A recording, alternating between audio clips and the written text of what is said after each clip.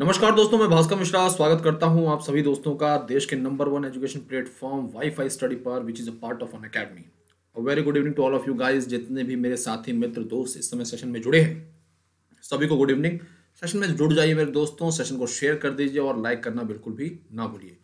सबसे पहले आपके सामने एक कोड दिख रहा होगा मिश्रा 10। ये कोड इसलिए काम का है क्योंकि आप जब भी अनअकैडमी पर किसी भी सब्सक्रिप्शन को लेते हैं तो आप इस कोड का इस्तेमाल कर सकते हैं और पा सकते हैं 10% की छूट। और साथ साथ में अब कोई भी नया बच्चा अगर फर्स्ट टाइम अनअकैडमी एप्लीकेशन का इस्तेमाल कर रहा है तो जो भी फ्री क्लासेस हैं उनको एक्सेस करने के लिए भी आपको इन्हीं कोड का इस्तेमाल करना है। तो आप मिश्रा 10 के साथ फ्री क्लासेस को भी एक्सेस कर सकते हैं और किसी सब्सक्रिप्शन को भी ले सकते हैं। आगे बढ़ते हैं दोस्तों, क्लासेस के बारे में जानकारी देते हैं। 1 बजे मंडे टू फ्राइडे 1 बजे हम लाते हैं आपके लिए आरआरबी ग्रुप डी और एनटीपीसी की क्लास जो कि मेन चैनल पर आती है। और सैटरडे और संडे को लाते हैं आपके लिए अनअकैडमी पर। यही सेशन 1 आवर के पूरे होते हैं। तो आपके एग्जाम करीब हैं, आप जुड़ सकते हैं हमारे साथ इस सेशन में। ठीक है बच्चों, 7 बजे आपके लिए मंडे टू फ्राइडे सेशन रहता है, तो इसमें बने रहिए। मंडे को फिर आपसे मिलेंगे हम। सुबह 8 बजे करंट अफेयर डेली आता है। 1-2 दिनों से थोड़ी दिक्कत हो रही होगी लेकिन कल जरूर आएगा। ठीक है दोस्तों, आगे बढ़ते हैं। आपको जानकारी देते हैं किस तरह से आप करंट अफेयर को फॉलो कर सकते हैं। पहले आपको मेरा नाम फॉलो करना पड़ेगा, भास्कर प्रताप मिश्रा। और अनअकैडमी पर दोस्तों इस नाम को फॉलो करने के बाद आप बैंक गोल में 8 बजे करंट अफेयर मेरे साथ ज्वाइन कर सकते हैं। तूफानी अंदाज में बवाल मचा देंगे पढ़कर। मिश्रा 10 मेरा कोड है। अगर पहली बार इस्तेमाल कर रहे हैं तो इसके लिए आप इस कोड का इस्तेमाल कर सकते हैं। आपके सामने इस सेशन में मेरे दोस्तों mix static GK, polity, modern history सब रखा गया है। और आखिरी में फटाफट सेशन रखा गया है, मतलब 5 मिनट के अंदर 5 सवाल। तो यहां पर पहला सवाल आपके सामने रखा गया है जो कि जुड़ा हुआ है, एक तरह से ज्योग्राफी से जुड़ा हुआ है, नदियों से संबंधित है। नदियों और उसकी सहायक नदियों के बारे में बात की जा रही है। निम्नलिखित में से कौन सी नदी और उनसे जुड़ी सहायक नदी सही ढंग से मेल नहीं खाती है। दोस्तों आज 4 दिसंबर है। सभी बच्चों का स्वागत है जो अभी जुड़े हैं हमारे साथ। तो मैं दोस्तों यहाँ पर पूछा गया आपसे वो कौन सी नदी है और उसकी सहायक नदी सही ढंग से मेल नहीं खा रही है। पेनगंगा, गोदावरी एकदम सही है।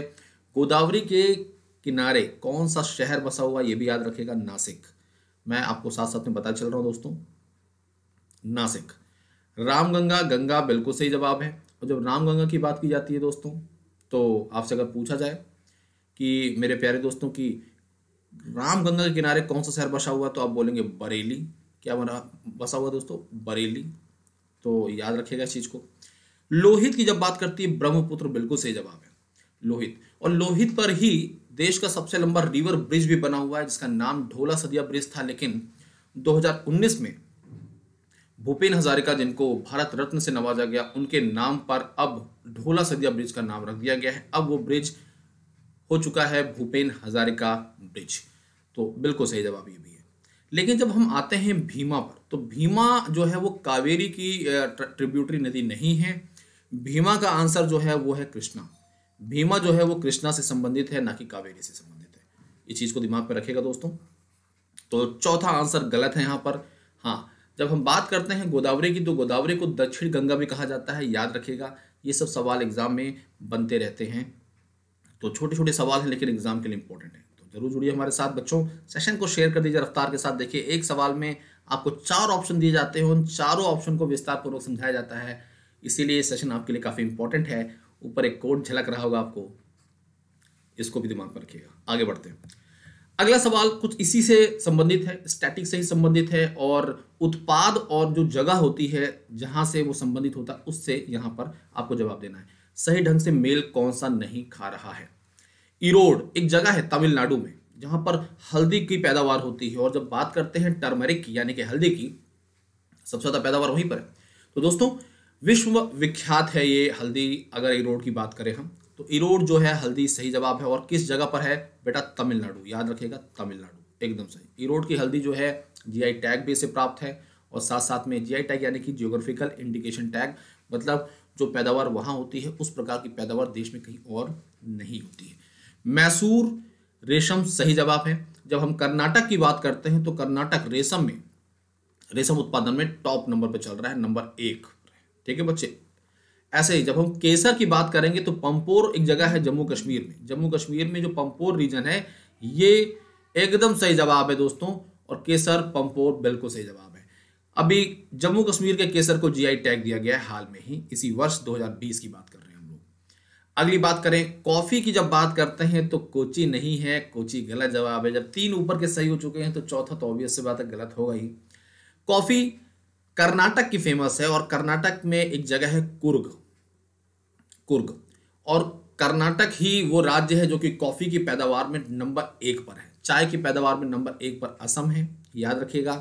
कॉफी के पैदावार में नंबर 1 पर कर्नाटक है, जबकि कोची जो है वो केरल में आता है। इस तरह से चौथा ऑप्शन आपका गलत हो जाता है। तो मेरे दोस्तों यहां पर स्टैटिक से संबंधित चीजें हैं, प्रोडक्शन, ये जो है ये कोई ना कोई उत्पाद है और उससे संबंधित जगह से सवाल जोड़ा गया है, आपके लिए बनाया गया है। ये सब सवाल कहीं नहीं मिलेंगे आपको, ठीक है बच्चों।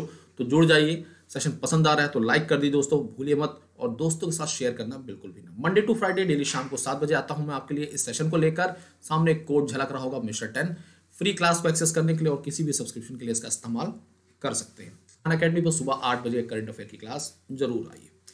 निम्नलिखित में से कौन सी विश्व धरोहर और उनका स्थान सही ढंग से मेल नहीं खाता है, आपको जानकारी देनी है। वो कौन सा विश्व धरोहर है और उनसे संबंधित स्थान जो है वो सही ढंग से मेल नहीं खाता है, आपको जानकारी देनी है। रानी की वाव, अहमदाबाद, कुंभलगढ़ किला, राजसमंद, एलिफेंटा की गुफाएं, एलिफेंटा द्वीप मुंबई के करीब में है, खजुराहो, छतरपुर।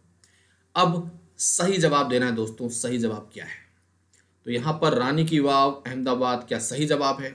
बहुत सारे बच्चे सही जवाब लगाएंगे इसे, क्योंकि उन्हें ऐसा लगता है। तो आप सभी को मेरी तरफ से गुड इवनिंग चाय भी, ठीक है, खुद से बनाइए। रानी की वाव की जब बात करते हैं बेटा, वो अहमदाबाद में नहीं है।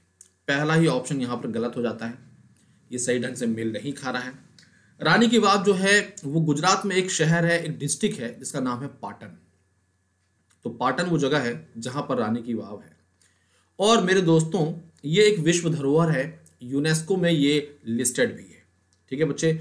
जो बच्चे पहले पढ़ चुके हैं उनको जानकारी होगी कि रानी की वाव 100 रुपए की जो करेंसी हमारी है, इंडियन करेंसी दोस्तों, उस पर भी अंकित है इसकी पिक्चर।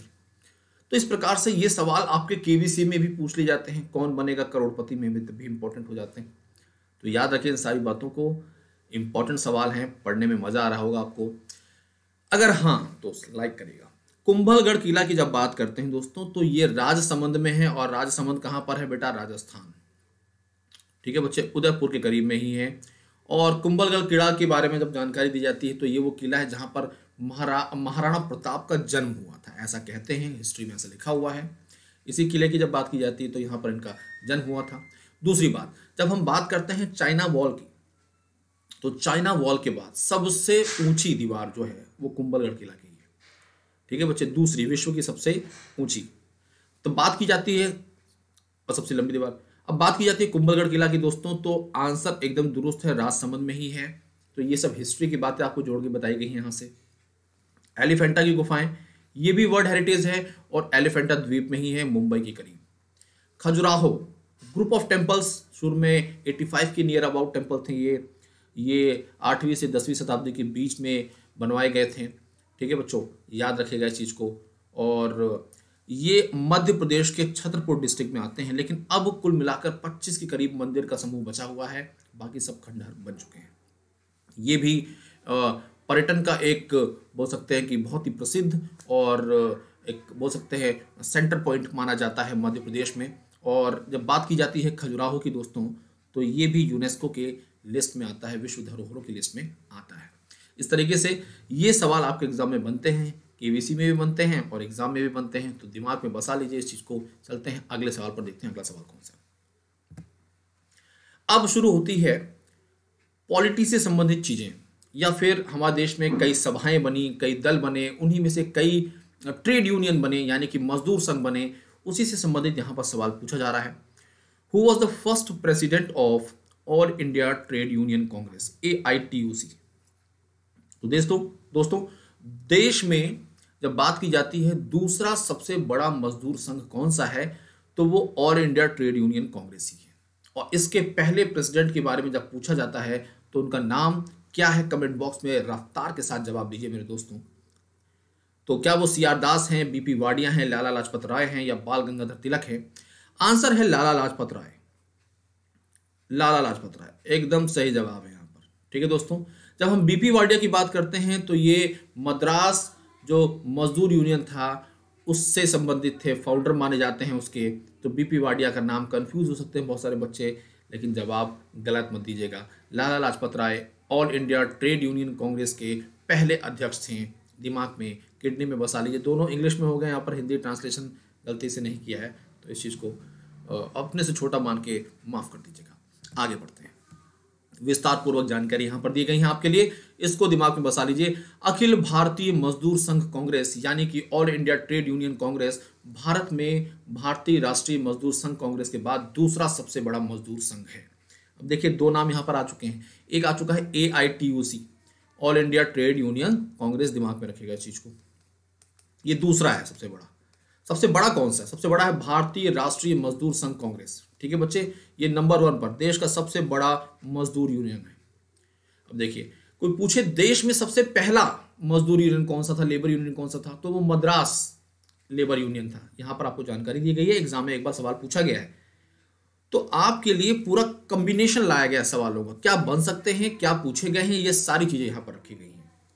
और जो मद्रास लेबर यूनियन है दोस्तों, ये पहला संगठित ट्रेड यूनियन था देश का, और इसका गठन बीपी वाडिया ने वर्ष 1918 में किया था। 1918 में Madras labour union. BP Wadia की जब बात की जाती है तो एनी बेसेंट के सहायक थे, सहयोगी थे। ठीक है बच्चे, एनी बेसेंट, होम रूल 1916 याद होगा आपको। ठीक है बच्चे, याद रखिएगा सारी बातों को। भारतीय मजदूर संघ भारत का सबसे बड़ा व्यापार संघ है, ये अलग से याद रखिएगा। यहां पर 3 मजदूर संघों के बारे में आपको बताया गया है, इंपॉर्टेंट है सारी बातें, एग्जाम में पूछ ली जा सकती हैं, दिमाग में और किडनी में दोनों में बसा लीजिए। अगला सवाल सुभाष चंद्र बोस से आता है। 1939 का इंडियन नेशनल कांग्रेस के अध्यक्ष का चुनाव, चुने जाते हैं सुभाष चंद्र बोस, लेकिन बाद में इस्तीफा भी देते हैं नाराजगी के कारण और संबंध अच्छे ना होने के कारण टीम में। उन्होंने निम्नलिखित में से किसको हराया था 1939 के INC के अध्यक्षी के चुनाव में? जवाहरलाल नेहरू, मौलाना अबुल कलाम आजाद, सरोजनी नायडू या पत्ताभी सीतारमैया? आप में से बहुत सारे बच्चे क्या जवाब देने वाले हैं ये मुझे पता है, लेकिन मैं आपके जवाब का इंतजार कर रहा हूं, फटाफट जवाब दीजिए।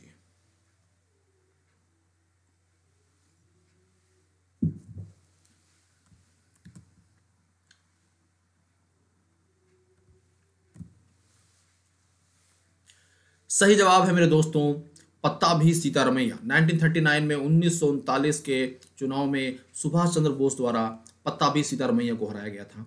ठीक है बच्चे, मौलाना अबुल कलाम आजाद इसके बाद, यानी कि इस चुनाव के बाद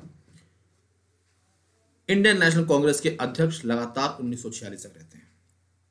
सरोजनी नायडू की जब बात की जाती है तो पहली भारतीय महिला जो कि इंडियन नेशनल कांग्रेस की अध्यक्षा चुनी गई वो था वर्ष 1925। इसे याद रखेगा, एग्जाम में कई बार पूछा गया है, 1925। ठीक है बच्चों, तो इन सारी बातों को दिमाग में रखिएगा। मौलाना अबुल कलाम आजाद देश की आज़ादी के बाद हमारे एजुकेशन मिनिस्टर रहते हैं और इनको 1992 में जाकर भारत रत्न से नवाजा जाता है।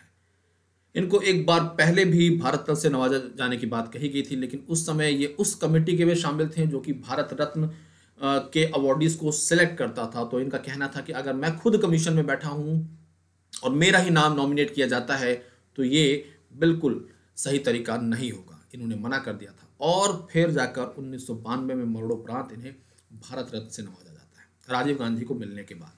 ठीक है बच्चे, तो इस तरह की सारी खबरें थी। होप सो आपको अच्छा लग रहा होगा, सेशन अच्छा लग रहा है तो एक बार थम्स अप जरूर करिए दोस्तों। और अगला सवाल देखते हैं क्या है।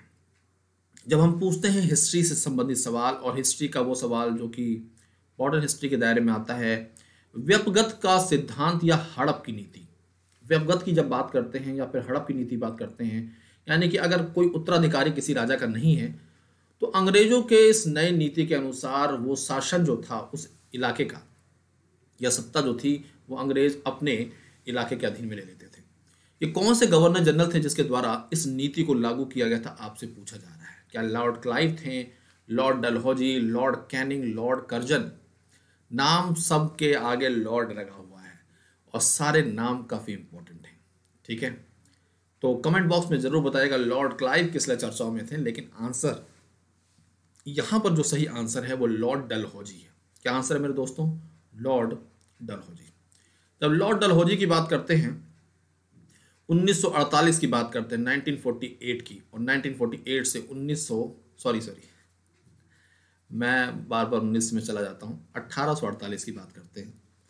अभी आज़ादी के करीब की बातें चल रही थी, उसी को मैंने कंटिन्यू कर दिया। 1848 से 1856, 1856, यानी कि हम बात कर रहे हैं देश के पहली क्रांति से पहले की बात है। तो 1848, 1856 ये वो दौर है जब इस नीति से बहुत सारे ऐसे रजवाड़े होते हैं जो अपनी सत्ता को खोते हैं क्योंकि उत्तराधिकारी नहीं होता है कोई। ठीक है जी। आपने अभी हाल में एक मूवी आई थी झांसी की रानी के ऊपर आधारित थी, मणिकर्णिका, उसमें भी इस कहानी को सुना होगा, इसी प्रकार का कुछ होता है। तो झांसी के जो राजा होते हैं उनका कोई उत्तराधिकारी नहीं होता तो गोद लिया जाता है। तो ये सारे कहानी।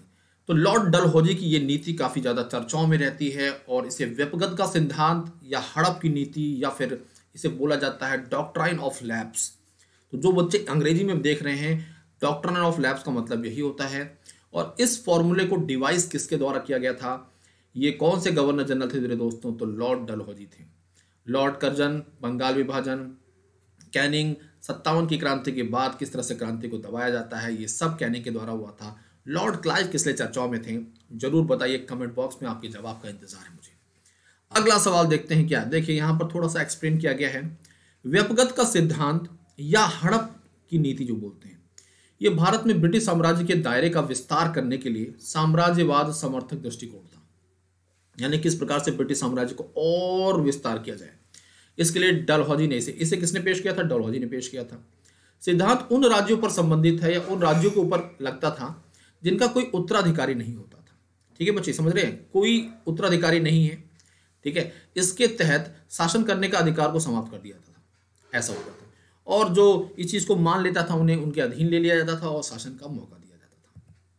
अगला सवाल, यहां पर 3 गोलमेज सम्मेलन से यानी कि राउंड टेबल कॉन्फ्रेंस से संबंधित सवाल आ चुके हैं और यहां पर एक बड़ा ही सरल सवाल पूछा जा रहा है जो आप सभी को पता होता है आमतौर पर, कि वो कौन है जिन्होंने सभी 3 गोलमेज सम्मेलनों में भाग लिया था? क्या वो गांधी जी थे? बिल्कुल नहीं। आंसर क्या है? BR अम्बेडकर, भीमराव अम्बेडकर, जिन्होंने 3 के तीनों गोलमेज सम्मेलन में पार्टिसिपेट किया था। आखिर गोलमेज सम्मेलन क्यों ऑर्गेनाइज किए गए थे? इसके पीछे का कारण क्या था? महात्मा गांधी ने कौन से गोलमेज सम्मेलन में भाग लिया था? कब की बात है जब गांधी इरविन समझौता चर्चाओं में रहा? इस प्रकार के सवाल काफी चर्चाओं में रहते हैं, एग्जाम में पूछे जाते हैं। तो इस कारण से आपको ये पॉइंट भी दिमाग पे रखना जरूरी है, इंपॉर्टेंट है और एग्जाम में 1-2 सवाल बच सकते हैं इससे भी।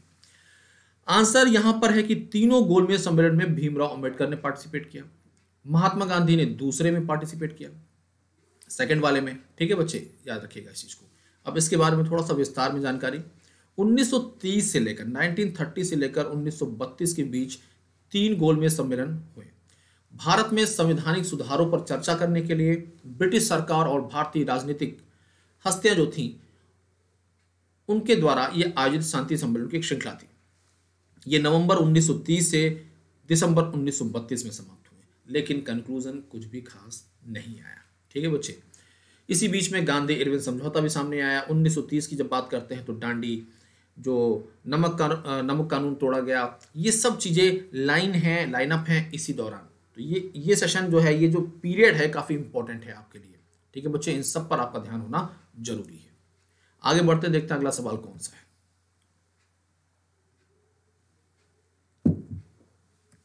अलीगढ़ आंदोलन, ये किससे संबंधित है? इस आंदोलन के संस्थापक कौन थे? AMU के संस्थापक कौन थे? देखिए, ये आंदोलन जुड़ा हुआ है भारतीय मुस्लिमों की जब बात की जाती है तो उनमें एक प्रकार से जागरूकता, उनमें एक प्रकार से एजुकेशन को बढ़ावा देने के लिए इससे संबंधित है। और इस आंदोलन को जब पूछा जाता है कि किसने शुरू किया, इसके संस्थापक कौन थे, उनका नाम था सर सैयद अहमद खान। अलीगढ़ मुस्लिम यूनिवर्सिटी भी इसी के दायरे में आती है और एजुकेशन एक बेस्ट फैक्टर माना जाता है, एक ऐसा साधन माना जाता है दोस्तों जिसकी मदद से लोगों में जागरूकता फैलाई जा सकती है, कोई भी किसी भी धर्म की बात करते हैं। तो सर सैयद अहमद खान का यही सोचना था कि एजुकेशन एक ऐसी चीज़ है जो कि भारतीय मुस्लिमों को आगे ला सकती है, उनको बोल सकते हैं कि उनमें जागरूकता पैदा कर सकती है, बढ़ावा दे सकती है इन सब चीज़ों का। बाद में एएमयू की स्थापना होती है, अलीगढ़ मुस्लिम यूनिवर्सिटी की स्थापना होती है। ठीक है बच्चे, आगे बढ़ते हैं, देखते हैं अगला सवाल कौन सा है। यहाँ पर जो सवाल पूछा गया है ये ज्योग्राफी से संबंधित है और यहाँ पर एक रेखा के बारे में बात की जा रही है, कर्क रेखा, है ना। तो आपने क्या समझा, मैं किसी और रेखा की बात कर रहा हूँ? बिल्कुल नहीं, कर्क रेखा की बात कर रहे हैं हम लोग। इसे अंग्रेजी में हम बोलते हैं ट्रॉपिक ऑफ कैंसर। ये कितने भारतीय राज्यों से होकर गुजरती है आपको ये बताना नहीं है यहाँ पर। ठीक है बच्चे, अगर वो पूछा जाता है तो उसका जवाब भी मिलेगा आपको, लेकिन यहाँ पर पूछा जा रहा है निम्नलिखित में से वो कौन से उत्तर पूर्वी राज्य हैं जिनसे कर्क रेखा होकर गुजरती है। सवाल थोड़े टेढ़े होने जरूरी हैं और ये सवाल एग्जाम में पूछा जा सकता है। कैसे याद रखना है इस चीज़ को, आपके लिए शॉर्ट ट्रिक भी तैयार की गई है। वो मेरी शॉर्ट ट्रिक नहीं है, वो बहुत पहले से चर्चाओं में है वो शॉर्ट ट्रिक, आपको सुनते ही वो याद भी हो जाती है। ठीक है बच्चे, इसके लिए रखी गई है। तो वो कौन सा उत्तर पूर्वी राज्य है जिनसे ये कर्क रेखा होकर गुजरती है? फटाफट कमेंट बॉक्स में जवाब दीजिए दोस्तों, मैं आपके जवाब का इंतजार कर रहा हूं। रफ्तार के साथ जवाब दीजिए। देखिए दोस्तों, जब निम्नलिखित उत्तर पूर्वी राज्यों की बात की जाती है, त्रिपुरा और सिक्किम बिल्कुल गलत जवाब है। त्रिपुरा और मिजोरम जब आता है तो ये जवाब एकदम दुरुस्त है। दूसरा आंसर एकदम सही है। कैसे याद रखेंगे आप? याद करने का कोई ना कोई तरीका होना चाहिए। और अगर कोई पूछ ले कुल कितने भारतीय राज्य जिनसे होकर गुजरती है, तो आप बोलेंगे 8 राज्य हैं। टोटल कितने स्टेट्स हैं बेटा जिनसे कर्क रेखा होकर गुजरती है? 8 स्टेट्स हैं। ये भी दिमाग में रखिएगा। कौन कौन से राज्य हैं याद करने में दिक्कत होगी, हम बताएंगे कैसे याद करना है। ठीक है बच्चों, तो देखते हैं कैसा तरीका है, किस तरीके से आप इन सारी बातों को अपने दिमाग में बसा सकते हैं। ट्रॉपिक ऑफ कैंसर की जब बात की जाती है, कर्क रेखा की बात की जाती है, तो ये कुल मिलाकर 8 भारतीय राज्यों से होकर गुजरती है। कौन कौन से राज्य हैं? राजस्थान, गुजरात, मध्य प्रदेश, छत्तीसगढ़, झारखंड, वेस्ट बंगाल, त्रिपुरा और मिजोरम। कैसे याद करोगे? तो सिंपल सा तरीका है, मित्र पर गमछा झार। हमारा तरीका नहीं है, पहले बता दे रहे हैं, ये मत सोचना कि हमने तैयार किया है इसे। ये तरीका बहुत पहले से सुन रहा है, गूगल पे आप देखेंगे तो सर्च भी मारेंगे मिल जाएगा आपको। अच्छा इसलिए है क्योंकि एक झलक में आपके दिमाग में ये बातें बैठ जाती हैं। हम देख रहे हो कितने ईमानदार बता रहे हैं सब चीज़ों को। तो निम्नलिखित में से 8 भारतीय राज्य, देखिए ऑर्डर इसी तरह से रखेगा। मित्र मतलब मी फॉर मिजोरम, त्र फॉर त्रिपुरा, मिजोरम और त्रिपुरा। देखिए मिजोरम और त्रिपुरा। पर मतलब पश्चिम बंगाल और राजस्थान, पश्चिम बंगाल और राजस्थान, उसी ऑर्डर में हिंदी में रखा भी गया आपके लिए। गमछा मतलब गुजरात, एम फॉर मध्य प्रदेश, छा फॉर छत्तीसगढ़, और झार मतलब झारखंड। तो 2 2 4 3 7 1 8 राज्य आपके सामने रखे गए हैं। तो मित्र पर गमछा झार दिमाग में रख लीजिए मेरे दोस्तों, और सारे स्टेट आपके सामने आ जाएंगे। क्लियर है? तो भले ही मेरा तरीका नहीं, लेकिन आपके सामने पेश किया गया, आपको याद हो जाएगा। और इस प्रकार के घुमा के सवाल पूछे जाए तो आप एग्जाम में जवाब दे सकते हैं। खासकर जब हम नॉर्थ ईस्ट की बात करते हैं तो बच्चा कंफ्यूज हो जाता है। इतने सारे स्टेट, 7 स्टेट, 7 सिस्टर्स, सिक्किम को ऐड कर दे टोटल 8 हो जाते हैं, लेकिन 7 सिस्टर्स में सिक्किम नहीं आता है, ये भी जानकारी रखिएगा। ठीक है? और यहाँ पर यह भी दिमाग में रखिएगा कि जब पूछा जाता है कि कुल कितने राज्य ऐसे हैं जो कि बांग्लादेश के साथ अपनी बाउंड्री को शेयर करते हैं, तो 5 राज्य ऐसे। मैं बार बार बताता रहता हूं, कुल कितने ऐसे स्टेट्स हैं जो कि म्यांमार के साथ अपनी बाउंड्री को शेयर करते हैं, तो 4 ऐसे स्टेट्स हैं म्यांमार के साथ। देखिए MY for Myanmar 4 states, 5 state B for Bangladesh. ठीक है बच्चे, ये सब। सिक्किम कुल कितने अंतरराष्ट्रीय बाउंड्रीज के साथ, कंट्रीज के साथ शेयर करता है अपनी बाउंड्रीज को? 3। चाइना, भूटान, नेपाल। इसको भी दिमाग में रखिएगा। ठीक है बच्चे, कुल भारतीय कितने ऐसे राज्य हैं जो कि अंतरराष्ट्रीय बाउंड्रीज शेयर करते हैं? 17 भारतीय ऐसे राज्य हैं जो कि इंटरनेशनल बाउंड्रीज शेयर करते हैं। अब देखिए, एक सवाल था, उसी के साथ हमने इतनी सारी बातें आपको बता दी। 5 बांग्लादेश, 4 म्यांमार, सिक्किम, 3 अंतरराष्ट्रीय सीमाओं की बात की जाती है। ठीक है बेटा, और 17 कुल ऐसे राज्य हैं जो कि इंटरनेशनल बाउंड्रीज के साथ शेयर करते हैं अपनी बाउंड्रीज। क्लियर है? All clear? कर्क रेखा 8 राज्यों से होकर गुजरती है। एक क्वेश्चन, इतनी सारी बातें बताया गया, पसंद आ रहा तो थम्स अप तो बनता है ना? और सेशन शेयर भी कर दीजिएगा दोस्तों। ये ट्रिक याद रखिएगा, मित्र पर गमछा झार। मिजोरम, त्रिपुरा, पश्चिम बंगाल, राजस्थान, गुजरात, मध्य प्रदेश, छत्तीसगढ़ और झारखंड। ठीक है बच्चे, चलते हैं अब। फटाफट प्रश्न का सेशन आ चुका है, फटाफट सेक्शन हमारा, जिसमें एक सांस में यानी कि 5 मिनट में 5 सवाल करेंगे। तो मेरे दोस्तों, ये जो सवाल हैं जुड़े हुए हैं कॉन्स्टिट्यूशन यानी कि संविधान से जुड़े हुए हैं हमारे, और छोटे छोटे प्रश्न हैं लेकिन कई बार हमें कंफ्यूज कर देते हैं। तो देखते हैं कौन से प्रश्न लाए हैं आपके लिए हम। अभी हाल में ही 26 नवंबर बीता, तो राष्ट्रीय संविधान दिवस, नेशनल कॉन्स्टिट्यूशन डे किस दिन किस तारीख को मनाया जाता है, सवाल आपके सामने है। ठीक है बच्चे, तो नेशनल कॉन्स्टिट्यूशन डे निम्नलिखित में से किस दिन मनाया जाता है? आप सभी को आंसर पता है, 26 नवंबर। 26 नवंबर आप सभी को पता है, इसलिए समय बर्बाद ना करते हुए आपको बताते हैं 26 November is the correct answer. 31 अक्टूबर को क्या होता है?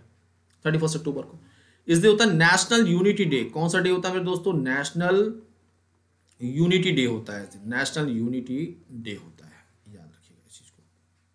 ठीक है बच्चे, 15 अक्टूबर को क्या होता है? विश्व विद्यार्थी दिवस, वर्ल्ड स्टूडेंट डे। किसके जन्मदिन पर होता है वर्ल्ड स्टूडेंट डे? ये होता है डॉक्टर अब्दुल कलाम, है ना, एपीजे अब्दुल कलाम, कंफ्यूज मत होइएगा, हमारे 11वें राष्ट्रपति। वर्ल्ड स्टूडेंट डे, इस वर्ष कपिला कैंपेन शुरू किया गया है उनके जन्मदिन पर। नेशनल यूनिटी डे किसके जन्मदिन पर होता है दोस्तों? सरदार पटेल जी के। 25 दिसंबर को जब माना जाता है तो ये माना जाता है गुड गवर्नेंस डे, और ये अटल बिहारी वाजपेयी जी के जन्मदिन पर मनाया जाता है, गुड गवर्नेंस डे। ठीक है बच्चे, आपसे अगर कोई सवाल पूछ ले कि राष्ट्रीय संविधान दिवस पहली बार किस वर्ष मनाया गया, अगर ऐसा सवाल पूछ लिया जाता है तो फिर आप चकरा जाएंगे। कुछ बच्चे बोलेंगे 2014, कुछ बोलेंगे 2015, लेकिन नेशनल कॉन्स्टिट्यूशन डे मनाने की शुरुआत 2015 से शुरू की गई है। कब से? 2015 से शुरू की गई है एनडीए की सरकार में। इस प्रकार के बहुत सारे दिन अनाउंस किए गए जैसे कि आपको एग्जाम में बहुत सारे क्वेश्चन बनाए जा सके।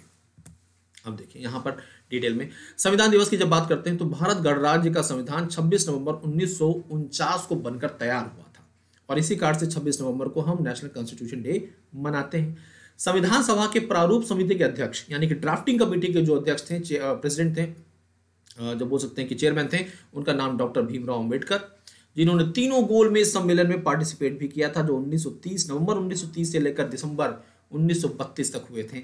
याद रखिएगा, इनकी 150वीं जयंती वर्ष के रूप में 26 नवंबर 2015 से संविधान दिवस मनाया जा रहा है।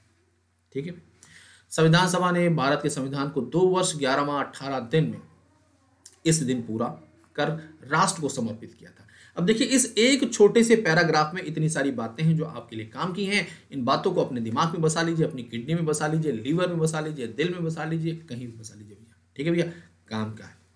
आगे बढ़े, ध्यान से पढ़िएगा। ये पीडीएफ आपको मिल जाएगी वीडियो लिंक में, तो आप वहां से इसे डाउनलोड कर सकते हैं। और ये सेशन आपको होप सो पसंद आ रहा होगा। तो बेटा, कोई भी साथी आपका, कोई भी मित्र, कोई भी दोस्त फर्स्ट टाइम अनअकैडमी पर आ रहा है कोई भी क्लास करने के लिए, तो इस कोड को उसको बताइए मिश्रा 10 की वजह से वो फ्री क्लासेस को भी एक्सेस कर सकता है, और कोई भी सब्सक्रिप्शन लेने से पहले इस कोड का इस्तेमाल करिए। निम्नलिखित में से कौन सी तिथि है, किस तिथि को संविधान का प्रारूपण पूरा किया गया था? अभी अभी समझाया, तो अब आपके लिए बड़ा सरल हो चुका है। आंसर क्या होगा? 26 नवंबर 1949 is the correct answer. 26 November 1949। Okay, चलते हैं अगले सवाल को। संविधान सभा के अध्यक्ष कोई पूछे कौन है? देखिए, संविधान सभा का अध्यक्ष अलग है, ड्राफ्टिंग कमेटी का अध्यक्ष अलग है, और साथ साथ में ये जो संविधान सभा थी, ठीक है बच्चे, है ना, तो इसको बोल सकते हैं कि सुपरवाइज कौन कर रहा था, इसके बारे में सवाल बताएंगे आपको। संविधान सभा के अध्यक्ष कौन कोई पूछे तो आप यहाँ पर बी आर अम्बेडकर नहीं बोलेंगे बिल्कुल भी। आंसर डॉक्टर राजेंद्र प्रसाद बोलेंगे। क्या बोलेंगे? डॉक्टर राजेंद्र प्रसाद। ठीक है बच्चे। अच्छा, वो कौन सा कमीशन था जिसके सिफारिश पर इस आयोग को गठन किया गया था?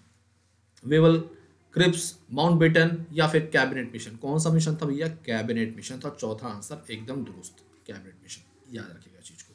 ठीक है बच्चे, चलते हैं अगले सवाल पर। भारत की संविधान सभा के प्रारूप समिति के अध्यक्ष कौन थे, यानी कि ड्राफ्टिंग कमेटी? फिर से क्वेश्चन आया है और फिर से इसलिए लाया गया है कि आपके दिमाग में बार बार जब चोट होगी तो अपने आप चीजें याद हो जाएंगी। सही जवाब doctor Bhimrao Ambedkar, B R Ambedkar, drafting committee. ठीक है बच्चे, अगला सवाल। संविधान सभा का कानूनी सलाहकार कौन था? लीगल एडवाइजर कौन था? आपको जवाब देना है। सवाल प्यारा है, बन सकता है एग्जाम में। बेनेगल रामाराव, बी आर अम्बेडकर, राजेंद्र प्रसाद या बेनेगल नरसिंह राव? 2-3 नामों के बीच में आपको टेंशन हो गई होगी। B R Ambedkar, drafting committee याद रखिएगा। संविधान सभा के अध्यक्ष कोई पूछे आपसे, कॉन्स्टिट्यूएंट असेंबली के कौन प्रेसिडेंट पूछे तो डॉक्टर राजेंद्र प्रसाद। तो ये दोनों तो गलत हो गए बिल्कुल।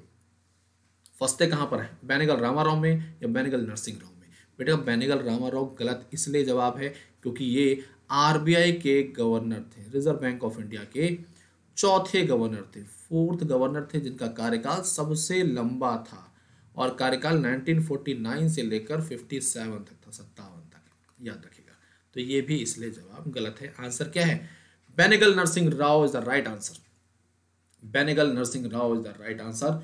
और भी कई बातें हैं जो कि बेनेगल नरसिंह राव से संबंधित हैं, उनको बताएंगे अगली बार। आज के लिए दोस्तों इतना काफ़ी है। 4 दिसंबर का सेशन समाप्त होता है। मिलते हैं आपसे फिर से 7 तारीख को शाम को 7 बजे। जरूर मिलिएगा। मिस्टर 10 स्कोर का इस्तेमाल करिए फ्री क्लासेस को एक्सेस करने के लिए और किसी भी सब्सक्रिप्शन के लिए।